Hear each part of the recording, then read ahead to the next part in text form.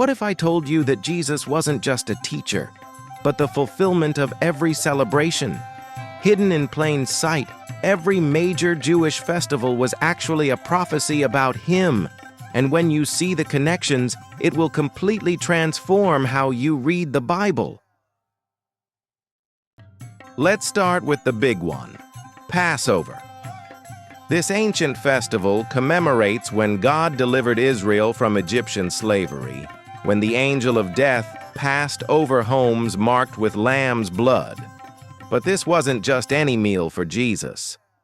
At his final Passover, he transformed everything. He washed his disciples' feet in humility, instituted communion with bread and wine as symbols of his body and blood, then became the actual Passover lamb the very next day on the cross.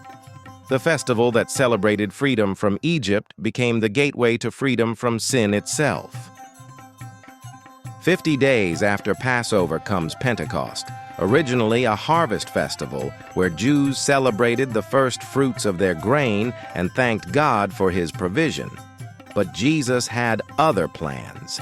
He had promised the Holy Spirit would come, and on that Pentecost morning, boom!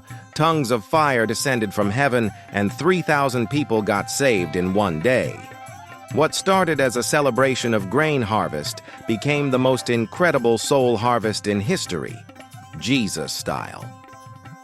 The Feast of Tabernacles celebrates when God provided for Israel during their 40 years wandering in the wilderness. Jews build temporary shelters to remember God's faithfulness. Picture this, Jerusalem, packed with pilgrims living in these temporary shelters, celebrating God's provision in the wilderness. Right in the middle of this celebration, Jesus stands up and shouts, "I am the living water." He's declaring that he's their real provision. Then later, he boldly proclaims, "I am the light of the world." The festival about temporary shelters suddenly became about finding our permanent home in him. Hanukkah celebrates the rededication of the temple after it was defiled. The Festival of Lights, commemorating when one day's worth of oil miraculously burned for 8 days. Jesus walks in Solomon's porch during Hanukkah when they ask him directly, "Are you the Messiah?" His response shakes everyone. "I and my Father are one." The festival celebrating temple dedication suddenly became about Jesus being the ultimate temple, God's presence dwelling among us.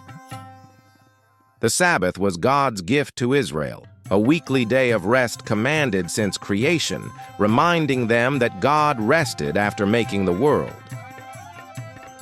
But every week, Jesus revolutionized the Sabbath. He healed the sick, fed the hungry, and declared boldly, "The Sabbath was made for man, not man for the Sabbath." What was meant to be a day of rest became a day of restoration, showing that God's love doesn't take a day off. Purim celebrates Queen Esther's courage in saving the Jewish people from genocide. It's the festival of God's hidden deliverance when his name isn't even mentioned in the entire book. Here's something incredible. Scholars believe Jesus was in Jerusalem for an unnamed feast in John chapter 5, and chronologically, this could only be Purim.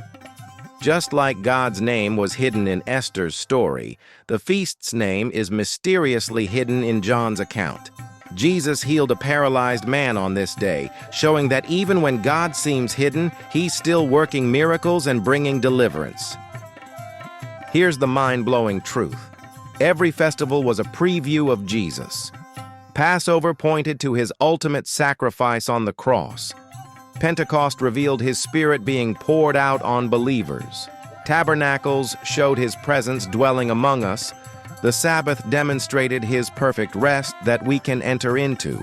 And Purim revealed his hidden work of deliverance even when we can't see him moving. Jesus didn't just participate in festivals, he is the festival. Your life can be a celebration too.